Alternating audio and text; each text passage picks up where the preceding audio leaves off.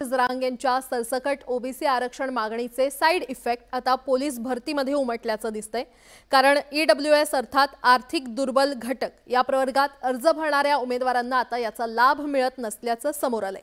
त्यामुळे मराठ्यांचे ईडब्ल्यूएसचंही आरक्षण आता संपलं का अशी चर्चा आता सुरू झाली आहे। मराठा उमेदवारांना ईडब्ल्यूएसचा लाभ नाही, जरांगेंमुळे ईडब्ल्यूएस आरक्षणही गेलं।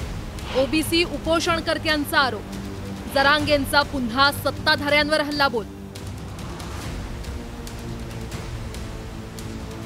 महाराष्ट्रातील अनेक जिल्ह्यात पोलीस भरतीची प्रक्रिया सुरू आहे। राज्यातील 17,000 पोलिसांची भरती प्रक्रिया अंतिम टप्प्यात आली आहे। या भरतीत हजारो मराठा तरुण सहभागी झाले।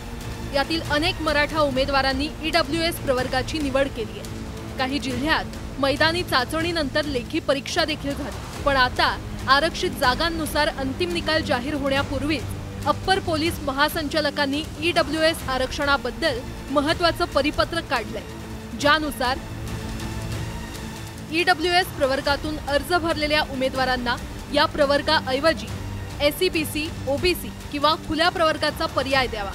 त्यानंतरच सर्व पोलीस अधीक्षक कार्यालय आणि पोलीस आयुक्तालयांनी अंतिम निकाल जाहीर करावा।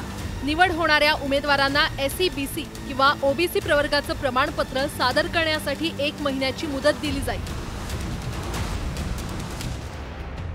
अप्पर पोलीस महासंचालकांच्या या परिपत्रकामुळे मराठा उमेदवारांना झटका बसलाय।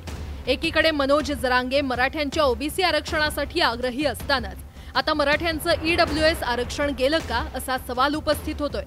दरम्यान मनोज जरांगेंमुळे मराठा उमेदवारांना ईडब्ल्यूएस आरक्षणाचा लाभ मिळणार नसल्याचा आरोप ओबीसी उपोषणकर्त्यांनी केलाय। एसईबीसी अथवा ओबीसी मधून फॉर्म भरा, तुम्हाला ईडब्ल्यूएसचा लाभ घेता येणार नाही।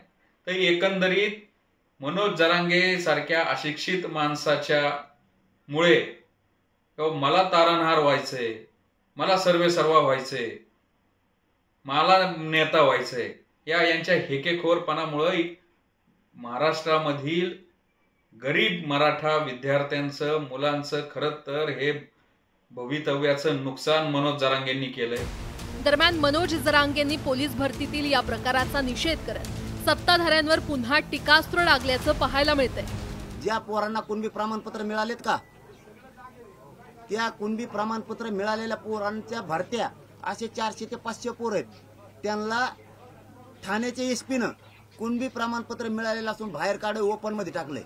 तुला जर मराठ्याचे काय असतं असेल ना, तू जर मराठ्यांच्या रक्ताचा असेल ना, ते देवेंद्र फडणवीसने का केलं विचार त्याला। एकीकडे ओबीसी आरक्षणाच्या मागणीचा तिढा कायम असतानाच पोलीस भरतीत मराठ्यांचं ईडब्ल्यूएस आरक्षणही गमावल्याचं पाहायला मिळतंय।